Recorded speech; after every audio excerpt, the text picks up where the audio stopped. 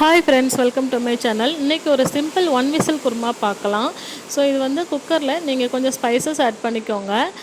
பட்டை, கிராம்பு, ஏலக்காய் எல்லாமே. அப்புறமா வெங்காயத்தை வந்து நீள நீளமாக கட் பண்ணிவிட்டு இந்த மாதிரி வதக்கிக்கலாம்.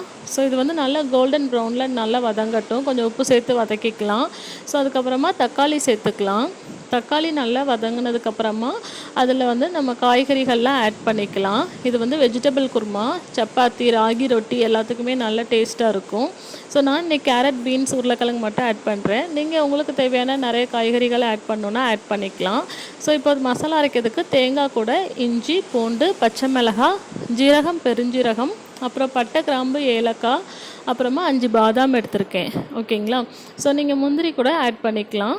ஸோ இது எல்லாமே நீங்கள் வந்து மிக்ஸி ஜாரில் நீங்கள் கன்வெர்ட் பண்ணிவிட்டு நல்லா ஃபைன் பேஸ்ட்டாக அரைச்சி எடுத்துக்கலாம். தேங்காவோட பாருங்கள், நல்லா அரைச்சாச்சு. இந்த அரைச்ச மசாலாவையும் நீங்கள் வந்து இந்த காய்கறியோடு ஆட் பண்ணிவிட்டு நம்ம என்ன கன்சிஸ்டன்சியில் நமக்கு வேணுமோ அதுக்கு தகுந்த மாதிரி தண்ணி சேர்த்துக்கலாம்.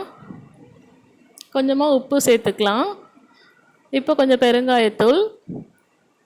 ஸோ இதெல்லாம் சேர்த்துட்டு நீங்கள் குக்கர் மூடி வச்சுட்டு ஒரே ஒரு விசில் எடுத்தால் போதும். ஒரு விசிலே இந்த காயெல்லாம் நல்லா வெந்துடும். ஏன்னா நம்ம குட்டி குட்டியாக தான் கட் பண்ணியிருக்கோம். ஸோ வேலைக்கு போகும்போதோ இல்லைனா வேலைக்கு போயிட்டு வந்து சீக்கிரமாக டிஃபன் செய்யணும், டைம் இல்லைங்கும் போதோ இதை வந்து ஈஸியாக நீங்கள் பண்ணலாம். இப்போ கொஞ்சமாக நீங்கள் வந்து கடாயில் எண்ணெய் ஊற்றி கடுகு போட்டு கருவேப்பிலை எல்லாம் போட்டு நீங்கள் தாளித்து எடுத்துக்கலாம். டேஸ்ட் நல்லா வேறு லெவலில் இருக்கும். நீங்களும் ட்ரை பண்ணி பாருங்கள் ஃப்ரெண்ட்ஸ். தேங்க்ஸ் ஃபார் வாட்சிங்.